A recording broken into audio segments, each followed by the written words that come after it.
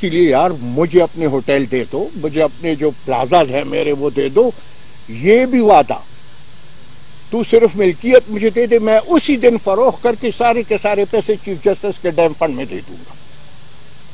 آخر اگر تجھے ضرورت ہوئی تو آدھے تو لے لے، آدھا ڈیم فنڈ میں دے دوں گا، لیکن کم از کم یار مجھے اپنے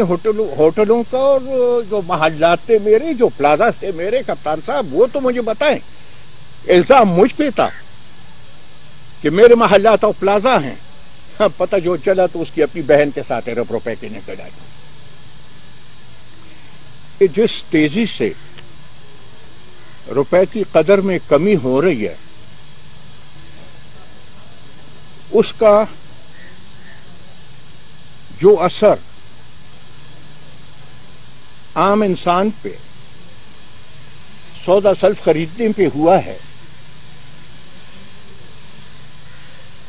میں تو حیران ہوں خدا کی قسم کہ ہمارے ہاں یہ غریب لوگ گزارا کیسے کرتے ہیں، یہ کھاتے کیا ہیں، پیتے کیا ہیں۔ اور اس کے ساتھ ساتھ میں ایک اور بات پوچھنا چاہوں گا کہ کپتان صاحب یہ کہتے ہوئے تو تھکتے نہیں کہ پچھلی حکومتوں نے اتنا قرضہ لیا، پچھلی حکومتوں نے اتنا قرضہ لیا، اتنا لیا۔ میں صرف ایک سوال کپتان صاحب سے کہوں گا اور یہ ریکویسٹ ہوگی میری کہ اس کا مجھے جواب دے دیں کہ روپے کی جو ڈی ویلیویشن کپتان صاحب تمہارے دور میں ہوئی،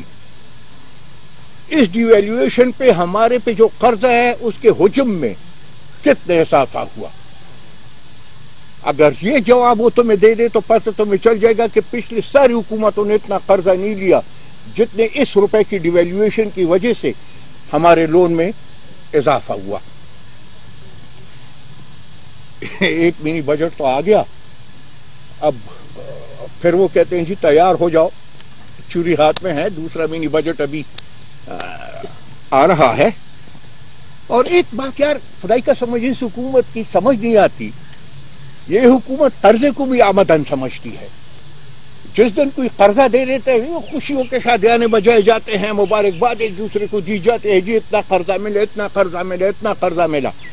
بابا یہ قرضہ کسی نے واپس بھی کرنا ہے، وہ حساب کتاب کوئی نہیں کرتا۔